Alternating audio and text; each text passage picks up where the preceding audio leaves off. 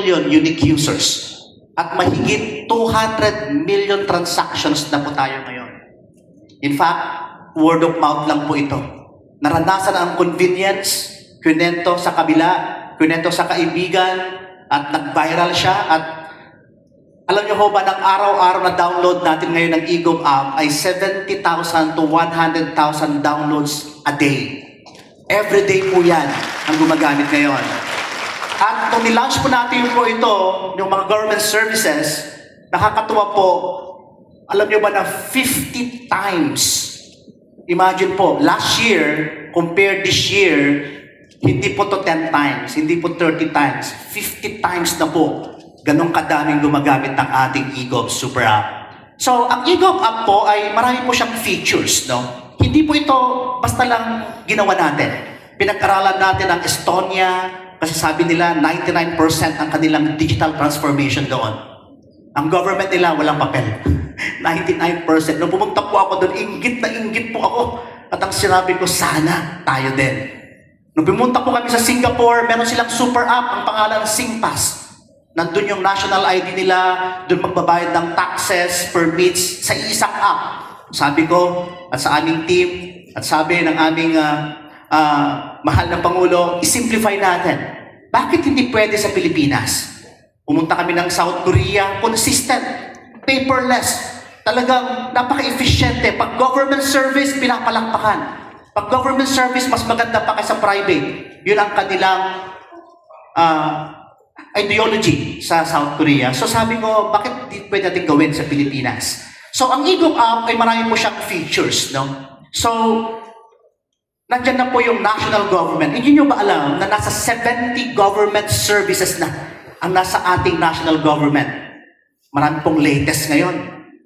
Kinuha ko po yung aking driver's license habang nagkakape sa bahay. At alam nyo bang nakuha ko ang aking driver's license ng less than 10 minutes?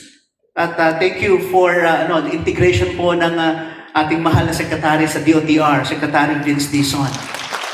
At hindi lang yan, inactivate nila ng isang araw lang yung tracker system.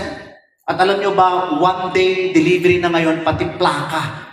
At hindi mo na kinakailangan pumila pa sa LTO. Marami pa kong new features. Pagka-click mo po ng national government, nandito na po ang DFA e-visa. Hindi na po pipila ang mga foreigner.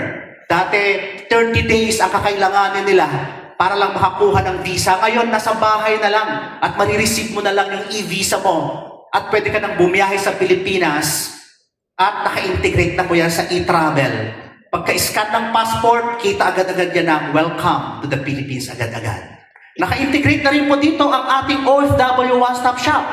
In fact po, tumulong po dito ang ating mahal na Secretary Hans Kakdak. At alam niyo ho ba na the same day, launching po ng OFW One-Stop Shop sa Riyadh. Nandun po si Madam ngayon. So launching, sabay po ang launching ngayon. So may launching din po ng eGov Super App po sa OFW One-Stop Shop sa Riyadh ngayon. Pagka-click mo ng OFW One-Stop Shop, wala nang pila. Automatic na yung OFW pass natin, connected kay e-travel. Hopefully in the future, pwede ka na mag-apply ng ano mo doon, ng passport mo, apply ng PRC mo, clearances mo, na huwag ka nang pumila pa. Spend time with your family na lang, ika nga. Sa eGov Super App, napakarami pong features nito. Nasa 70 government services. In fact, last week lang, inactivate na po natin ang CHESA. Pwede na pong magbayad ng tax, clearance, travel tax. Huwag na pong pumila sa airport. You can just go online. Live na po yan. At pati po e-diploma, ating share. In fact po, sa dami po ng services, di ko kayang i-explain lahat kasi binigyan lang po ako ng 7 minutes na mag-explain at kinakailangan ko po siguro po ng 1 linggo na mag-explain po sa lahat ng features. Pagka-click mo naman po ng local government, hindi nyo mabalaan na merong ELGU system. Nandyan po ang ARTA, nakapartner namin, Secretary Nes Perez. Alam nyo ba, naka-integrate sa eGov app, 927 local government units. More than one-half of the 1,634 local government na nasa bahay ka na lang, mag-apply ka ng business permit mo, mag-apply ka ng birth certificate mo, marriage certificate mo, huwag ka nang pumila. Kaya ang problema po namin, Pag wala ng pila, baka po konti na po yung magtatrabaho po sa City Hall or munisipyo later on. Kasi sa bahay ka na lang. So, kaya ibang problema naman ngayon ang problemahin. So, ang kaakibat ng ating caravan dito, sinamahan po kami ng DILG. Hindi nyo ba alam, with the leadership of our DILG Secretary, Remolla, at sinamahan po kami sa lahat ng LGU, Mr. President, ng caravan po kami.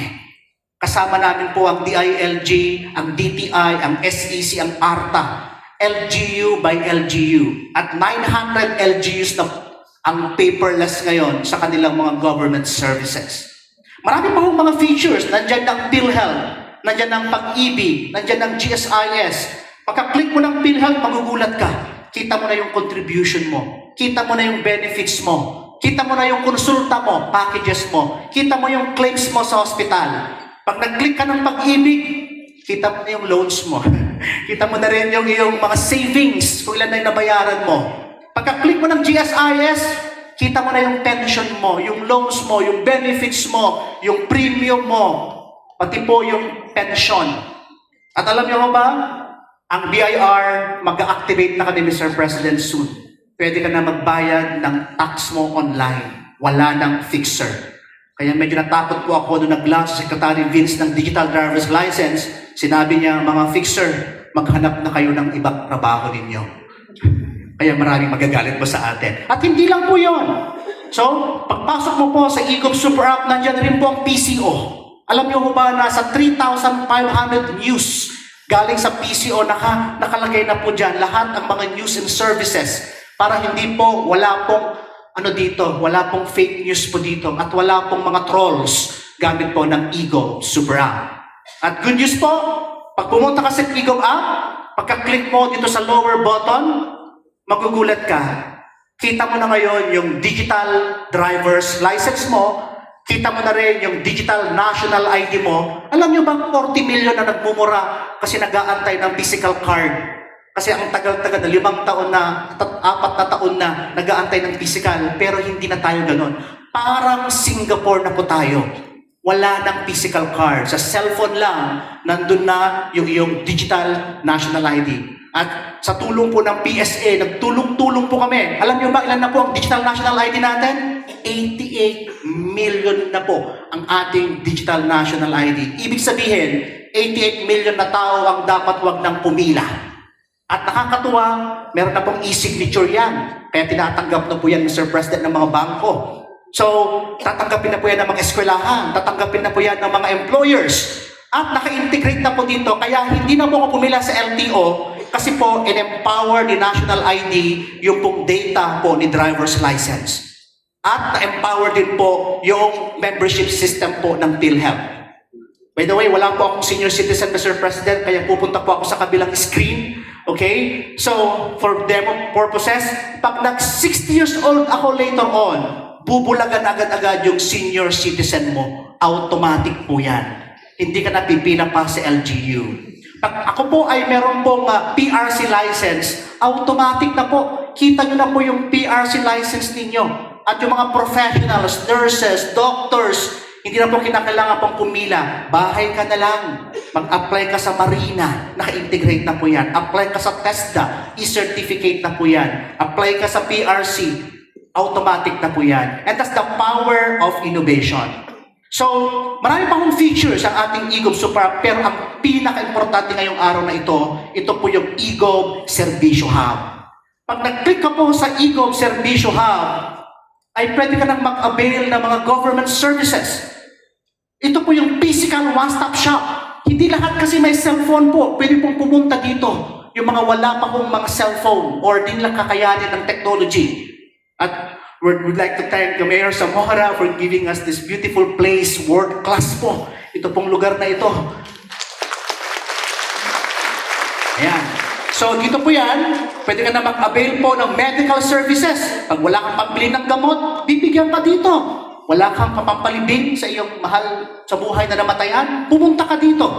Okay, Wala ka pong pambayad sa ospital, pumunta ka dito. Nandito na po ang government services. Nagkumpul-kumpul po sa baba. Nandyan ang SSS, PhilHealth, Pag-ibig. Nandyan po ang iba-ibang government services. Nandyan ang PCSO, LTO, PSA, DSWD. Alam mo po, nung nandito ako, medyo emotional. Medyo parang napapaiyak din minsan. Alam niyo kung bakit? Hindi mo na kailangan pumunta pa, go with so many traffics para lang pumunta sa ibang mga simpleng-simpleng document, Jehovah. Pagka-click mo dito, nandiyan na rin yung mga legal services.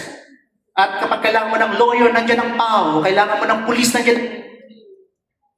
Pagka-click mo ng medical services, nandito na yung mga requirements. Para pagdating mo dito, hindi ka na pabalik-balik.